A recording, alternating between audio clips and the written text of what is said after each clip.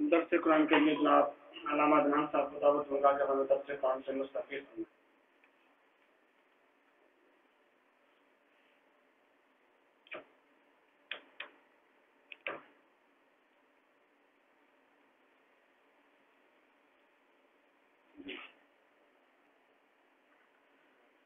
نحمده ونصلي ونسلم على سيدنا ومولانا رسوله النبي الأمين أما بعد فأعوذ بالله من الشيطان الرجيم بسم الله الرحمن الرحيم يا أيها الذين آمنوا اتقوا الله وكونوا مع الصادقين صدق الله مولانا وصدق رسولہ النبی الکریم. حاضرین گرامی قد، اللہ پاک کا لطف و کرم، اس کا احسان ہے. اس ذات نے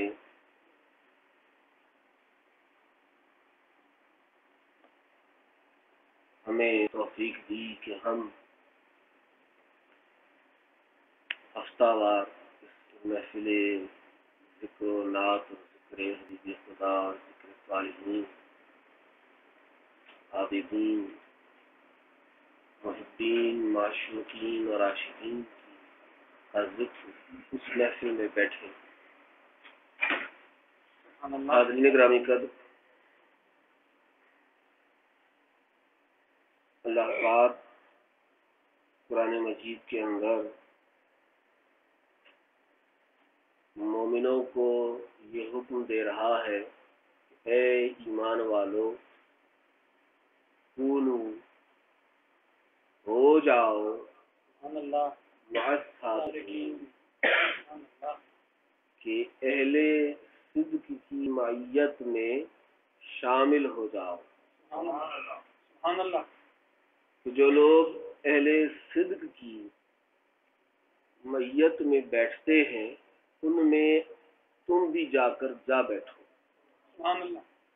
اور آقا دو جہاں علیہ الصلوۃ والتسلیم کو اللہ پاک ارشاد فرماتا ہے وَاصْبِرْ نَفْسَكَ مَعَ الَّذِينَ يَدْعُونَ رَبَّهُمْ بِالْغَدَاةِ وَالْعَشِيِّ، کہ اے حبیب آپ اپنی ذات کو ان لوگوں کے ساتھ وابستہ کر رکھیں جو دن رات اللہ کو پکارتے رہتے ہیں.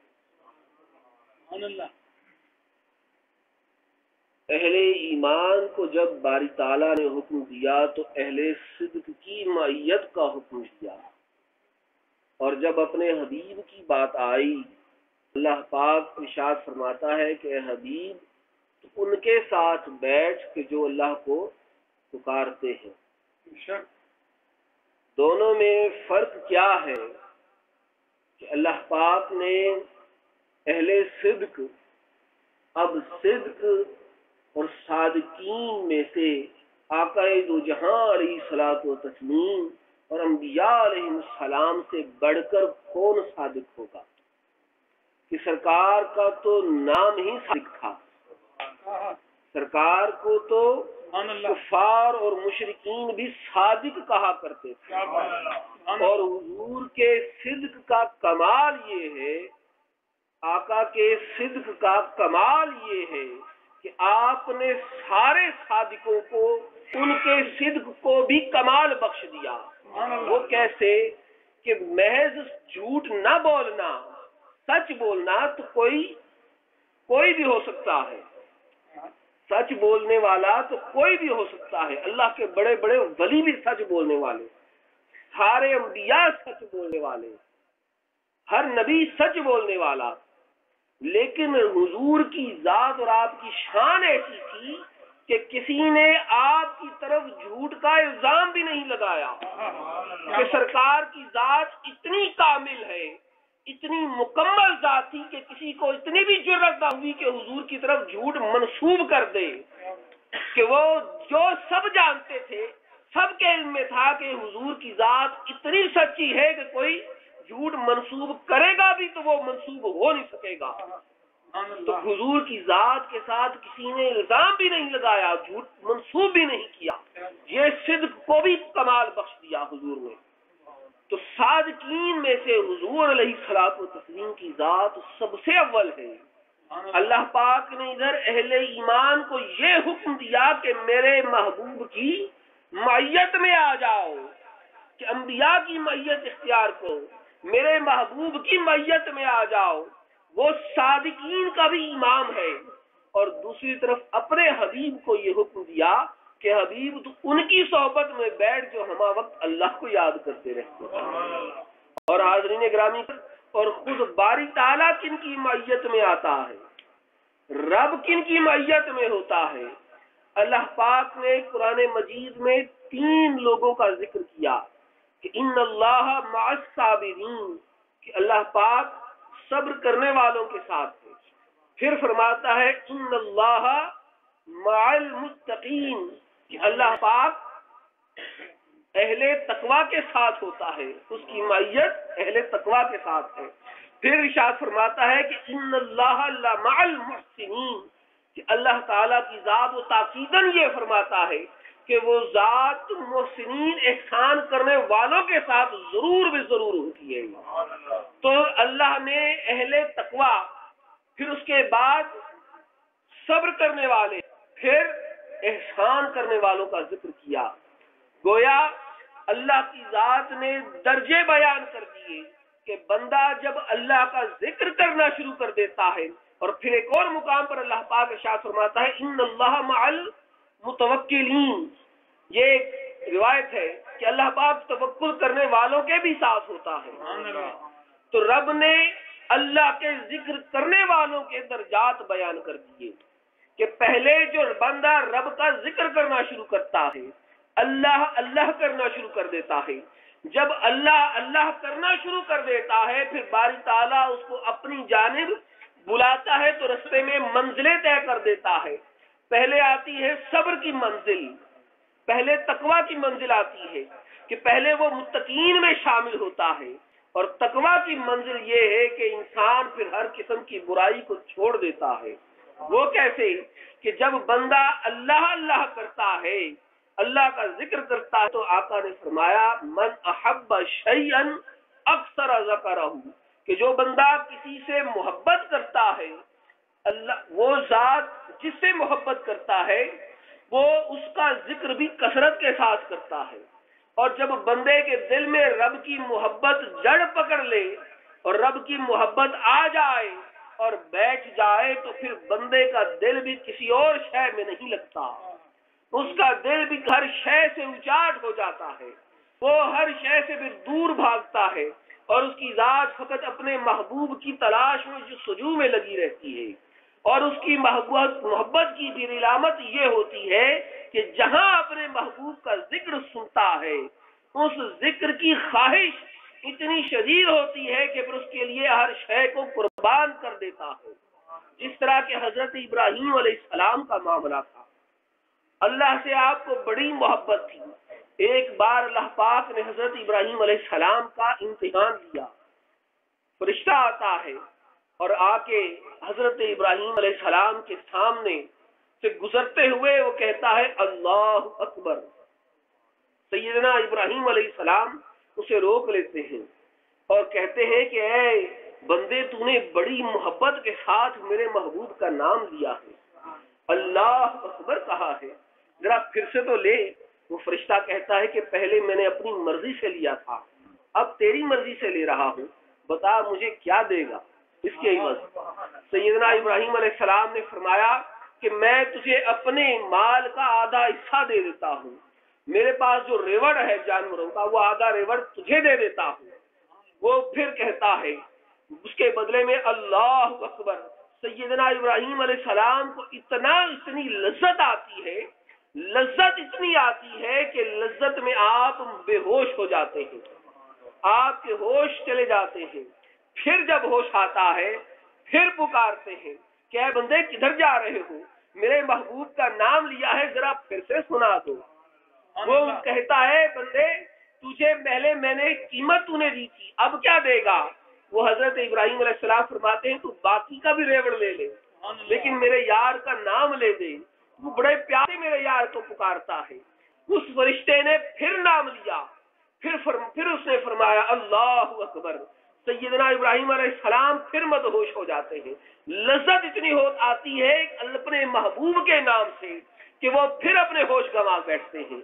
हाज़रीन ग्रामी कद्र, ये अल्लाह के बंदों की मोहब्बत का कोई पहला वाकया न था, पहला वाकया नहीं था।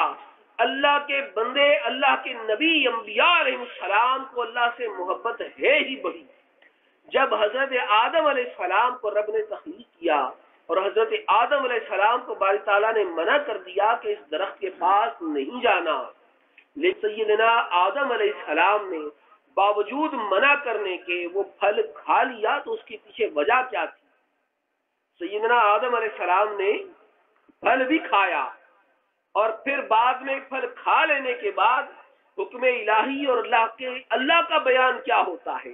अल्लाह उसको कहता है वलम नजिद लहू अज़मा, कि हमने उनका अज़्म नहीं पाया, इरादा नहीं पाया।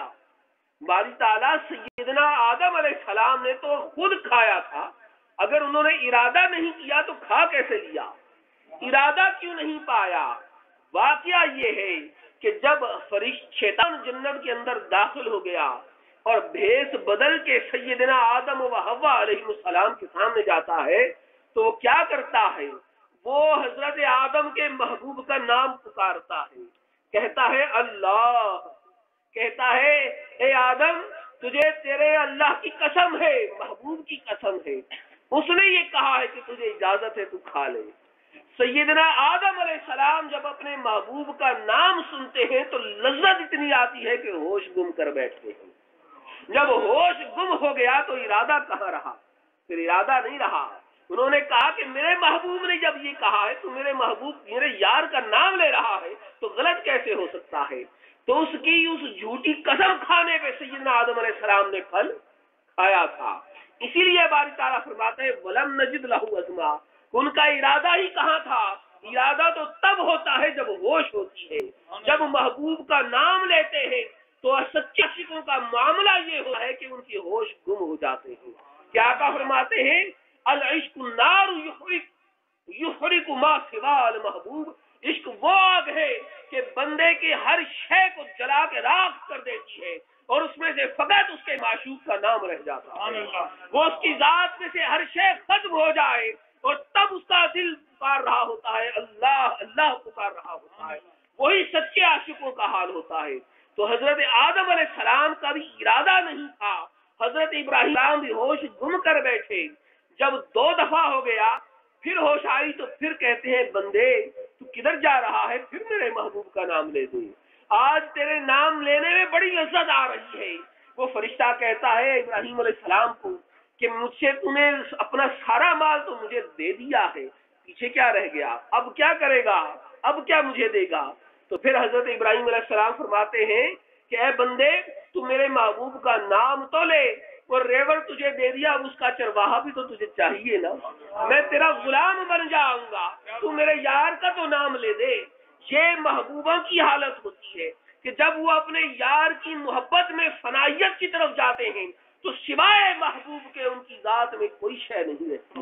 उनकी जात हर वक्त सरतापा अपने महबूब का चेहरा बन जाती है, इलामत बन जाती है, मजहर बन जाती है।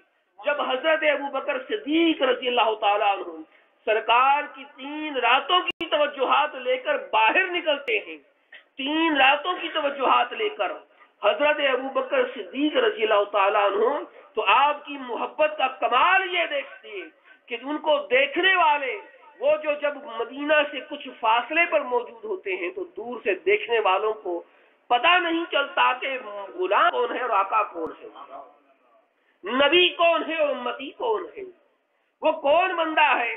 आखिर में से जो आ रहे हैं वो तलाल बद्र अलैना, बद्र कौन है? हाज़रीन ग्रामी कद उस हुलिये की आप हज़रत सैयदना सिद्दीक़ अकबर की मोहब्बत का ये आलम होता है कि सरकार के अल्लाह पाक ने उनको पूरी शक्ल सूरत सरकार जैसी बना दी होती है, उनको देखने से हुजूर की याद आ जाती है। सैयदना सिद्दीक़ अकबर रज़ी अल्लाह ताला अन्हु की उन 3 रातों का असर मोहब्बत का ये हाल होता है। हाज़रीन ग्रामी कद जब हजरत अबू बकर सिद्दीक रज़ी अल्लाह ताला अन्हु की मोहब्बत का कमाल ये है جو لوگ محبت کرتے ہیں ان کی محبتوں کا کمال یہ ہوتا ہے سچے محبین کا کہ اللہ پاک ان کی ذات وہ پھر اپنی ذات میں فنا ہو جاتے ہیں اور سوائے محبوب کے کوئی شے نہیں رہتی. پھر اللہ پاک ان کے اس تک وہ جب مستطر ایسی صورت میں ان کی حالت متقین میں بدل جاتی ہے کہ ہر گناہ سے ہر شے سے کہ جس شے میں ان کے محبوب کا حکم نہ ہو, جس شے سے ان کے محبوب نے منع کر دیا ہو, جس شے کے کرنے کا ان کا محبوب حکم دیتا ہو, تو ان کی کیفیت یہ ہو جاتی ہے کہ اپنے محبوب کے بتائے ہوئے رستے سے وہ ہٹتے نہیں ہیں, وہ صحیح صراط المستقیم پر پھر چلنے لگ جاتے ہیں. یہ ان کے متقین میں سے وہ شامل ہو جاتے ہیں. اور حاضرین گرامی قدر جب اہل تقوی میں شامل ہوتے ہیں تو پھر اللہ پاک ان کے امتحان لیتا ہے, پھر مصائب آتے ہیں. اور وہ مصائب کیسے آتے ہیں کہ حضرت ایوب علیہ السلام کے باری تعالیٰ فرماتا ہے کہ حضرت ایوب علیہ السلام کے پھر باری اللہ تعالیٰ نے جیسے ان کے بیٹے فوت ہو گئے, ان پر اللہ پاک نے ان کے جسم پر ان کو وہ بیماری لگا دی. کیا ہوتی ہے بس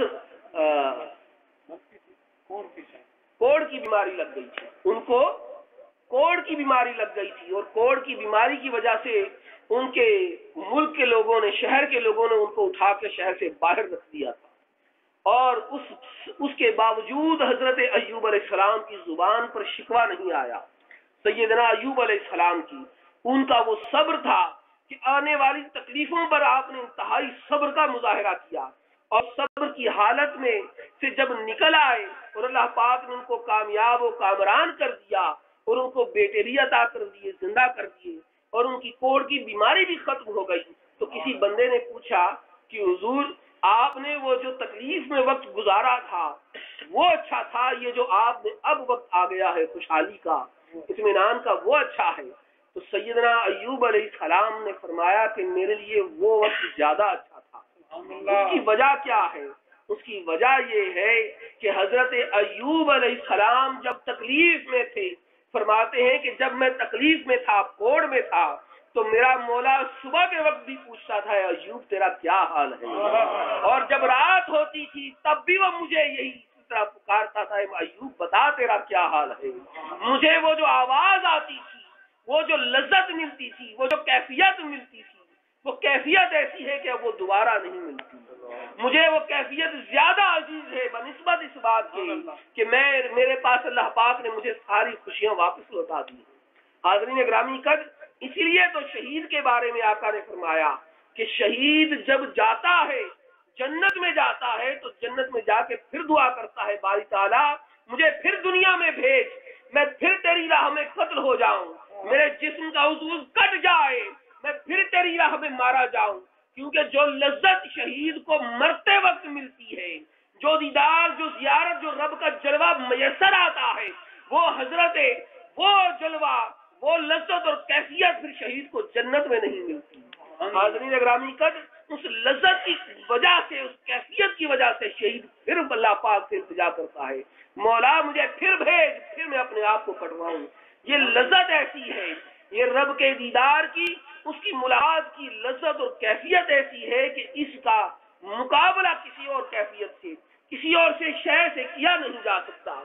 جب حضرت موسیٰ علیہ السلام, سیدنا موسیٰ علیہ السلام, وہ جب طور سے واپس لوٹتے ہیں اپنے چہرے پر نقاب کر لیتے ہیں, اور نقاب اس لیے کرتے ہیں کہ جس تجلی کا عکس سیدنا موسیٰ علیہ السلام کے چہرے اقدس پر پڑتا ہے تو اس عکس کا نتیجہ یہ ہوتا ہے کہ حضرت موسیٰ علیہ السلام کا چہرہ اتنا روشن ہو جاتا ہے, اتنا منور ہو جاتا ہے کہ رب کی ذات کی تجلیات نظر آ رہی ہوتی ہے, حسن الہی دکھائی دے رہا ہوتا ہے, اور وہ اتنا شدید ہوتا ہے کہ دیکھنے والے کی آنکھیں چبھیا جاتی ہیں.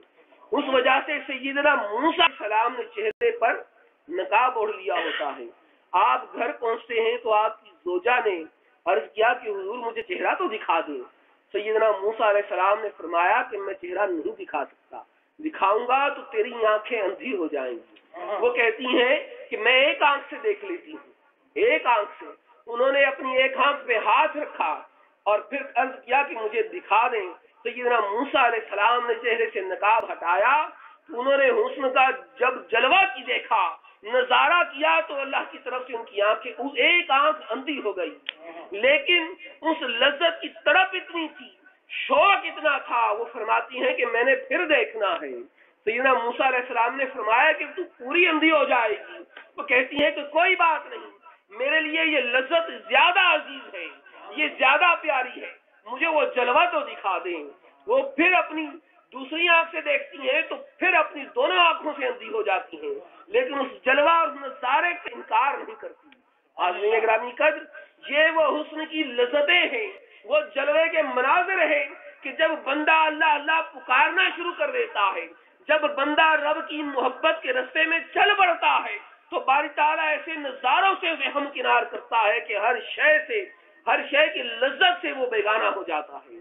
کہ کیا خوب شاعر کہتا ہے کہ دو عالم سے کرتی ہے بیگانہ دل کو، عجب چیز ہے لذت آشنائی، یہ دیدار ایسی شے ہے کہ شے کے مقابلے میں ہر شے کی لذت ہیچ ہوتی ہے۔ حاضرین گرامی قدر، اور ساری لذتوں کے جتنے میں میں نے آپ کے سامنے واقعات رکھے ہیں، یہ ان لوگوں کے واقعات ہیں کہ جنہوں نے، یہ سارے برگزیدہ بندے ہیں، سارے ہی رب کے انتہائی اعلیٰ مرتبے اور مقام و مرتبے کے حامل بزرگ ہستیاں ہیں، ان کے مقابلے کی، ان کے بارے میں بات کرنے کی کسی کو مجال نہیں، لیکن ان سب سے بڑھ کر جو ذات ہے وہ آقا دو جہاں علیہ الصلوۃ والتسلیم کی ذات اقدس ہے، اور ان کی کمال محبت دیکھیے کہ آپ معراج کی شب جاتے ہیں اور سامنے جلوہ الہی ہے، سر کی آنکھوں سے تک رہے ہیں، وہ ذات موجود ہے سامنے کہ جس کے لیے لوگ تڑپتے ہیں دیدار کے لیے، وہ حسن سامنے ہے کہ لوگ اندھے ہو جاتے ہیں، جانے گوا دیتے ہیں، اپنی ہستیاں مٹا دیتے ہیں، لیکن سرکار کے مقام و مرتبے کا علوم اتنا ہے کہ اس کے باوجود کہتے ہیں مولا میں نے واپس جانا ہے، اس لیے کہ جو فیض مجھے ملا میں چاہتا ہوں میری امت کو بھی وہی فیض ملے، جو دیدار مجھے کرایا ہے میں چاہتا ہوں اس کا فیض میری امت کو بھی ملے۔ وہ معراج کی شب واپس لوٹ آتے ہیں۔ حاضرین گرامی قدر، اسی لیے تو صوفیاء کہتے ہیں کہ سرکار کا معراج میں جانا وہ اتنا بڑا معجزہ نہیں جتنا کہ سرکار کا اس مقام سے واپس لوٹ آنا ہے، کہ وہ مقام ایسا ہے کہ جو وہاں چلا جائے اس کا دل نہیں کرتا لوٹ آنے کا، کہ ساری عمر تو اسی کے لیے گزار دی، سارا کچھ اسی کے لیے گوا دیا، پھر جب مل جائے تو چھوڑنا کیوں ہے۔ حاضرین گرامی قدر، آقا دو جہاں علیہ الصلوۃ والتسلیم کی ذات اقدس کی عظمت اتنی ہے کہ سرکار اس جلوے کو وہاں سے ہو کے پھر لوٹ آتے ہیں، آپ کے اپنے مولا کے پاس پھر فقط اپنی امت کی خاطر لوٹ آتے ہیں۔ یہ حضور کی ذات کی عظمت ہے۔ حاضرین گرامی قدر، یہ وہ لذت ہے کہ جس لذت سے بڑھ کر کوئی شے نہیں ہے۔ اسی لیے تو باری تعالیٰ فرماتا ہے کہ ان اللہ مع المحسنین، کہ یہ وہ مقام ہے کہ جو احسان کرنے والے جو ہیں ان کو ملا کرتا ہے۔ احسان کرنے والے کون ہیں؟ احسان کرنے والے وہ لوگ ہوتے ہیں کہ اپنی محبتوں کو بھی فنا کر دیتے ہیں فقط رب کی مخلوق کے لیے، رب کی رضا کے لیے، رب کی محبت میں رب کی مخلوق کے لیے اپنی محبت کو بھی اظہار کر دیتے ہیں، قربان کر دیتے ہیں۔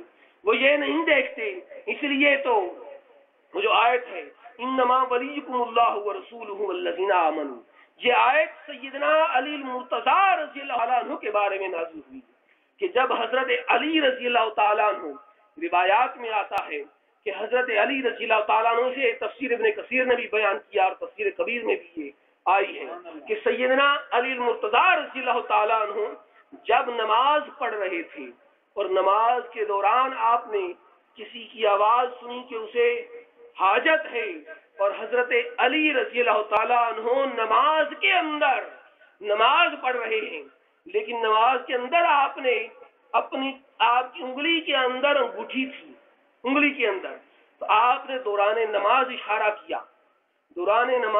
کیا اور وہ بندہ جو محتاج تھا آیا اور آپ کی انگلی سے انگوٹھی اتار کر لے گیا اور اپنی حاجت پوری کر دی۔ ہے نماز میں اللہ کی نماز ادا کر رہے ہیں، لیکن اللہ کی رضا کے ساتھ، اللہ کی رضا میں، اللہ کی محبت کے لیے، اللہ کی خاطر، اللہ کی مخلوق کا اتنا خیال ہے کہ دوران نماز ہی محتاج کی ضرورت کو پورا کر دیا. یہ حضرت علی المرتضیٰ رضی اللہ تعالیٰ عنہ کی ان کے کمال کی بات ہے. تو کہنے کا مقصد یہ ہے کہ باری تعالیٰ فرماتا ہے ان اللہ لمع المحسنین، کہ وہ تو احسان کرنے والوں کے ساتھ بالتاکید ہوتا ہے. تو اگر رب کی معیت تلاش کرنی ہے تو رب کی معیت ان کے ساتھ ملے گی کہ جو لوگ رب کو پکارنے والے ہیں، جو رب کے ہاں رب کی خاطر ہر بری شے کو چھوڑنے والے اور اس کے سیدھے رستے پہ چلنے والے متین ہیں. وہ لوگ جو رب کی تکلیفوں پر صبر کرتے ہیں، واویلا نہیں مچاتے. وہ لوگ جو شکوے شکایت نہیں کرتے، اللہ سے یہ نہیں کہتے مولا یہ تکلیف میرے ہی لیے کیوں ہے، یہ آخر تو نے مجھے ہی کیوں منتخب کیا ہے، آخر میرے ہی اوپر ہی کیوں آئی یہ بیماری، یہ تکلیف، یہ پریشانی. وہ لوگ جب نقصان اٹھاتے ہیں تو مولا کے سامنے شکوہ نہیں کرتے. پھر رب کی معیت تلاش کرنی ہے تو ان لوگوں کے ساتھ ان لوگوں کو تلاش کریں کہ جو ہر تکلیف میں ہوتے ہوئے بھی رب کے بندوں کی ضرورتیں پوری کرتے ہیں. اور سرکار کے عظمت کا آپ یقین کیجئے، ان کی سخاوت کا کیا عالم ہے کہ حضرت آقا دو جہاں علیہ الصلوۃ والتسلیم کی ذات اقدس آپ کے پاس جب کوئی آتا اس کو نہ نہیں کیا کرتے تھے. کہتے ہیں کہ آقا کے پاس کسی نے بہت زیادہ سونا بھیج دیا، حضور نے وہ سارا سونا تقسیم فرما دیا، اور جب رات ہوئی تو آپ گھر گئے تو آپ کو نیند نہیں آئی. آپ نے سوچا کیا معاملہ ہے، آج نیند نہیں آ رہی. پتا چلا کہ اسی سونے میں سے ایک تھوڑی سی گٹھلی ڈلی موجود ہے، ٹکڑا موجود ہے سونے کا، وہ بھی کسی کو دیا نہیں. تو جب تک حضور نے وہ سونے کی ڈلی دے نہیں دی تب تک سرکار سوئے نہیں. حاضرین گرامی قدر، اور حضور علیہ الصلوۃ والتسلیم کی ذات اقدس آپ کے پاس جب کچھ نہ ہوتا تو محتاج کو کہتے کہ جاؤ اور بازار میں سے کسی سے کوئی شے لے لو، میرے نام پر ادھار لے لو، ادھار میں چکا دوں گا. حاضرین گرامی قدر، آقا علیہ الصلوۃ والتسلیم کی ذات اقدس کے جب اس معاملے کو کسی صحابی نے دیکھا تو عرض کیا کہ یا رسول اللہ صلی اللہ علیہ وآلہ وسلم، یہ آپ کیا فرما رہے ہیں، کیا اس سے آپ کو تکلیف نہیں ہوگی؟ سرکار نے فرمایا کہ نہیں، مجھے اسے کوئی تکلیف نہیں ہوگی، اس لیے کہ مجھے دینے والا اللہ ہے، مجھے دینے والا وہ رزاق ہے. انما انا قاسم واللہ معطی، کہ تقسیم کرنے والا تو میں ہوں، دینے والا اللہ ہے. اللہ تو عطا کرنے والا ہے اور تقسیم میں کرنے والا ہوں. تو اس میں کسی کا اگر بھلا ہو جائے تو کیا ہے. تو آقا کی ذات تو اتنی بڑی ذات کہ سرکار تو اللہ کے جلووں کو وہیں چھوڑ کے فقط اپنی امت کی خاطر آ گئی. تو حاضرین گرامی قدر، ان ساری باتوں کا خلاصہ یہ ہے کہ بندہ اگر رب کی محبت کرنے والا سچا محب ہو، رب کے محبت اس کے دل میں واقعی ہو، تو باری تعالیٰ پھر اس کو اپنے محسنین میں شامل کر لیتا ہے.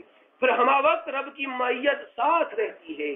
پھر بندہ کسی حال میں کسی کیفیت میں ہو تو رب اس کے ساتھ رہتا ہے. ہما وقت اس کی زبان پہ جب رب کا ذکر ہو، رب کی یاد ہو، اس کی آنکھوں میں رب کی تلاش ہو، اس کے کانوں میں رب کے نام کی تلاش ہو، اس کے قدموں میں رب کی ذات اور رب کے احکام کی طرف چلنے کی تلاش ہو، تو پھر اللہ بھی اس بندے کے معیت میں آ جاتا ہے. پھر اس کا کوئی کام رکتا نہیں ہے، کوئی کام ٹلتا نہیں ہے. حاضرین گرامی قدر، اسی لیے کسی نے کیا خوب کہا، وہ کہتا ہے کہ دولت نہ تلاش کیا کرو، دولت اور رزق تلاش نہ کرو، زیادہ توجہ رزق تلاش کرنی چاہیے. دولت تلاش نہ کیا کرو بلکہ تقدیر والوں کو تلاش کرو، اس لیے کہ اکثر دولت مند تقدیر والوں کے پاس ملا کرتے ہیں، وہ تقدیر والوں کے در پہ ہوتے ہیں. کہ جن کے پاس تقدیر ہوتی ہے وہ تقدیر والے کون ہوتے ہیں؟ تقدیر والے احسان کرنے والے ہوتے ہیں، محسنین ہوتے ہیں. احسان کرنے والے وہ ہوتے ہیں کہ جو برائی کا بدلہ برائی سے نہیں اچھائی سے دیتے ہیں، اور اچھائی کا بدلہ تو اچھائی سے ہی دینا ہوتا ہے. حاضرین گرامی قدر، اللہ پاک ہمارے حال پر رحم کرے اور ہمیں توفیق دے کہ ہم اللہ پاک کے بتائے ہوئے احکامات، اور خاص طور پر جو ہم پر زیادہ ضروری ہے اور جس کا سوال قیامت کے دن سب سے پہلے کیا جائے گا، نماز کا، اس کی تیاری کریں. کہ سرکار سے جب کسی نے پوچھا کہ حضور قیامت کب آئے گی، سرکار نے اس کو جواباً یہ فرمایا کہ تو نے اس کی تیاری کیا کر رکھی ہے. تو ہم قیامت کی باتیں کر لیں، موت کی باتیں کر لیں، لیکن اس کی تیاری نہ کریں، یہ بڑی بری بات ہے، یہ غلط بات ہے۔ ہم پہلے اس کی تیاری تو کریں۔ ہم جب تیاری کیے بغیر کسی جگہ پہ چلے، ہماری تو عمر کم ہوتی جا رہی ہے، گھٹتی جا رہی ہے، پتہ نہیں کس وقت کس کا بلاوا آ جائے۔ یہ سچا واقعہ ہے۔ کچھ دن پہلے اس طرح ہوا، ایک بندہ 25 دن پہلے شادی کر کے آیا، 2-3 دن پہلے صبح کے وقت اس کی بیگم نے، اس کی زوجہ نے اس کو اس کی سالگرہ کی مبارکباد دی، اور دوپہر کو اس کی بیوی کی موت کی خبر آ گئی۔ تو مردے کی موت کا تو پتہ ہی نہیں چلتا، اچھا بڑا جوان آدمی مر جاتا ہے، پتہ ہی نہیں چلتا کس وقت پورا ہو جائے۔ تو اس کے لیے بندے کو پہلے تیاری کرنی چاہیے، اپنی احکام، اپنے بندے کو اپنی سیرت کو سنوارے، اپنی حقوق العباد، حقوق اللہ کا خیال کرے، پھر وہ بندہ یہ سوچے کہ ہاں قیامت کا بھی سوچے، اور پھر دیگر احکامات اور دیگر اس کے ذہن میں خیال آئے۔ اللہ پاک ہمارے ہاتھ پر رحم کرے اور ہمیں توفیق دے کہ ہم اسی طرح کثرت کے ساتھ اسی محافل کے اندر شرکت کریں، اور ایسی محافل سے اپنے ایمان کی کو جلا بخشیں، اور نہ صرف اپنی ذات کا خیال کریں بلکہ دیگر احوال، اپنے دیگر احباب ان کو بھی دعوت دیں، وہ آئیں اور ایسی محافل کے اندر شریک ہو۔ وما علینا الا البلاغ۔ آمین۔ جزاکم اللہ خیر۔